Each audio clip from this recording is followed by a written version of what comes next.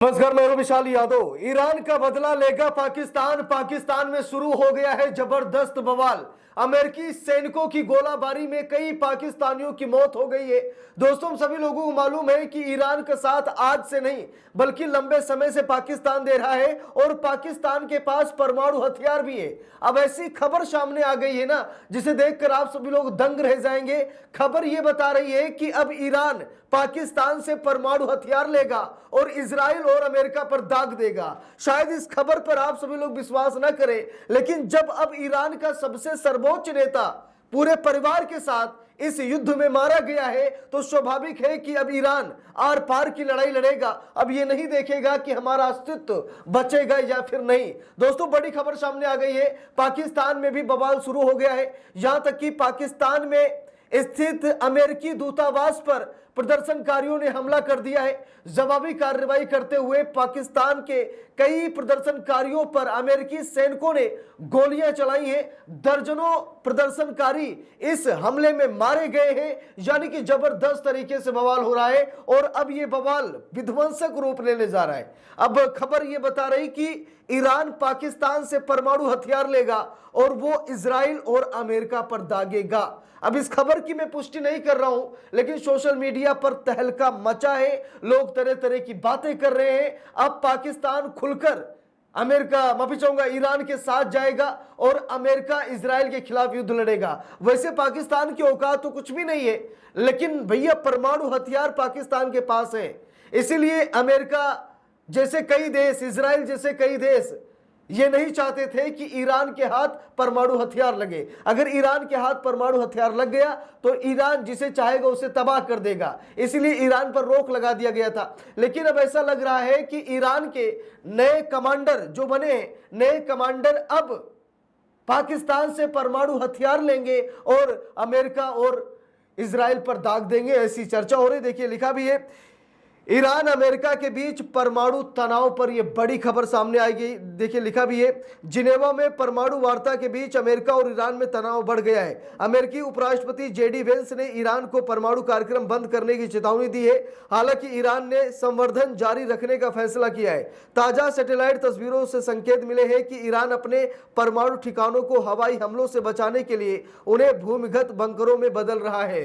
तो बात है दोस्तों कि ईरान परमाणु हथियार पर काम कर रहा है, लेकिन अमेरिका नहीं चाहता है। अमेरिका लगातार सैटेलाइट से नजर रखे हुए, जैसे अमेरिका भारत के लिए चाहता था ना, वैसे ईरान के लिए चाह रहा है।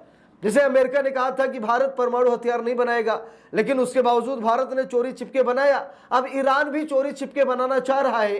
पाकिस्तान मना कर रहा है, सैटेलाइट से लगातार उसे देख रहा है। लेकिन अब ऐसा लग रहा है कि ईरान परमाणु हथियार पर लगभग काम पूरा कर चुका है। इसीलिए अमेरिका इजराइल के साथ खड़ा हुआ और विध्वंसकारी युद्ध में भाग लिया। और आज खबर आ रही है कि अयतुल्लाह अली खामनेई, जो कि ईरान के सबसे सर्वोच्च लीडर है, नेता है, उन्हें मार दिया गया है। देखिए, लिखा भी है, कराची में यूएस दूतावास में घुसे पाकिस्तानी प्रोटेस्टर, अमेरिकी सैनिकों की फायरिंग में 12 की मौत हो गई है। देख लीजिए, आज तक के हवाले से रिपोर्ट आ रही है कि जब पाकिस्तानी प्रोटेस्टर कहां यूएस दूतावास में घुसे, अमेरिकी दूतावास में घुसने की कोशिश कर रहे थे, उसी समय अमेरिकी सैनिकों ने गोलियां चलाना शुरू कर दिया और इस हमले में लगभग 12 पाकिस्तानी मारे गए हैं। देखिए, लिखा भी है, कराची में ईरान हमलों के खिलाफ प्रदर्शन कर रहे लोगों ने अमेरिकी वाणिज्य दूतावास में घुसने का प्रयास किया। मीडिया रिपोर्ट के अनुसार सुरक्षा बलों की फायरिंग में 12 प्रदर्शनकारियों की मौत हो गई है और 30 घायल हुए हैं। पुलिस ने स्थिति काबू करने के लिए भारी गोलाबारी और आंसू गैस के गोले का प्रयोग भी किया है। लिखा भी है, खामनेई की मौत के बाद प्रदर्शन की आग पाकिस्तान तक ही नहीं बल्कि भारत में भी पहुंच चुकी है। पाकिस्तान के कराची में उग्र प्रदर्शन के दौरान भीड़ ने अमेरिकी दूतावास परिसर के बाहर हिंसक प्रदर्शन करते हुए आगजनी और तोड़फोड़ की स्थिति बिगड़ने पर यूएस कॉन्सुलेट में तैनात अमेरिकी मिलिट्री के जवानों ने भीड़ को तितर बितर करने के लिए गोली भी चलाई, जिसमें 12 लोगों के मारे जाने की खबर है। घटना उस समय शुरू हुई जब बड़ी संख्या में प्रदर्शनकारी कराची में एमटी खान रोड पर स्थित अमेरिकी वाणिज्य दूतावास के बाहर एकत्र हुए प्रदर्शनकारी ईरान में आयतुल्ला खामनेई और उनके परिवार को निशाना बनाए जाने के खिलाफ अपना गुस्सा बिल्कुल जाहिर कर रहे थे। तभी हालात बेकाबू हो गए जब प्रदर्शनकारियों ने दूतावास परिसर में घुसने की कोशिश की और सुरक्षा बलों पर पथराव शुरू कर दिया। स्थिति को नियंत्रित करने के लिए पुलिस और वहां तैनात अमेरिकी सुरक्षा बलों ने भारी आंसू गैस के गोले छोड़े और फिर सीधी फायरिंग शुरू कर दी। यानी कि पहले आंसू गैस के गोले छोड़ दिए, लोग इधर उधर भागने लगे और उसके बाद तुरंत ही बंदूक चलाना, गोली चलाना शुरू कर दिया और गोलीबारी में लगभग 12 लोग मारे गए पाकिस्तान के और 30 से ज्यादा लोग घायल भी हुए हैं भगदड़ में, या फिर उन्हें कहीं और गोली लगी है जिस वजह से वो जिंदगी और मौत के बीच में जंग लड़ रहे हैं, हॉस्पिटल में एडमिट है। लेकिन माहौल भयंकर रूप लेता नजर आया है। देखिए लिखा भी है, बचाव अधिकारियों और स्थानीय मीडिया रिपोर्टों के अनुसार इस हिंसा में अब तक 12 लोगों की जान जा चुकी है, जबकि 30 से अधिक लोग गंभीर रूप से घायल हुए हैं। घायलों को इलाज के लिए नजदीकी अस्पतालों में भर्ती कराया गया है, जिनमें से कुछ की हालात नाजुक बनी हुई है।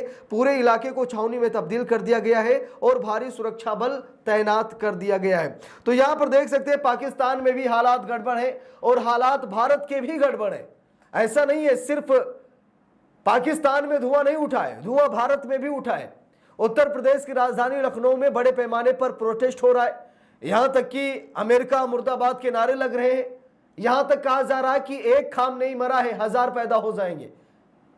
अमेरिका इजराइल की जमकर फजीहत भारत में भी हो रही है।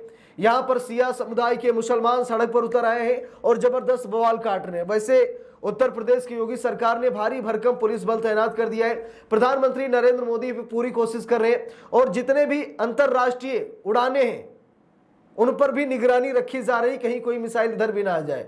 ठीक है, और भी हमारे कुछ लोग हैं जो अमेरिका या फिर दुबई या फिर ईरान में फंसे पड़े हैं, उनको भी निकालने की जिम्मेदारी सरकार पूरी कोशिश कर रही है, उन्हें भी निकाला जाए जो लोग फंसे पड़े हैं, क्योंकि बहुत सारी मदद गुहार लगाई जा रही है। क्योंकि दुबई पर भी ईरान ने मिसाइलें दागी है, तो बुर्ज खलीफा के पास भी मिसाइल दगी है, हम सभी लोगों ने देखा है। तो बात यह है कि स्थिति कंट्रोल से बाहर है। अब ईरान का सर्वोच्च नेता मरा है, कुछ बड़ा तो होगा ही होगा, इसमें कोई कहने वाली बात नहीं। अब दिक्कत इस बात की है कि कहीं परमाणु हमला ना हो जाए, और अगर परमाणु हमला हो गया तो तबाही मच जाएगी, हम सभी लोग अच्छी तरीके से जानते हैं। अब देखना यह है कि इसे रोका जाएगा यहीं पर या फिर और भी भयंकर युद्ध होगा। खाड़ी देशों में चल रहे जंग से पूरी दुनिया में त्राहिमाम मचा है, यह सच्चाई है। महंगाई बढ़ेगी क्योंकि तेल, इलेक्ट्रॉनिक, बहुत सारी चीजें ऐसी हैं जो हम विदेश से लेते हैं। जब युद्ध छिड़ेगा तो भाई चीजें आ ही नहीं पाएंगी, आयात निर्यात ठप हो जाएगा। ऐसे में बहुत बड़ा संकट दुनिया में खड़ा हो जाएगा। तो इसीलिए जितनी जल्दी हो सके युद्ध को विराम मिले। लेकिन भाई इतना नुकसान होने के बाद मुझे नहीं लगता कि ईरान पीछे हटेगा, ईरान मुंहतोड़ जवाब देगा। अभी भी उस कंडीशन में ईरान खड़ा है। बाकी आप लोगों को क्या राय है कमेंट करके जरूर बताइएगा। वीडियो को लाइक शेयर, अगर चैनल पर नए हैं सब्सक्राइब करके सपोर्ट कीजिएगा।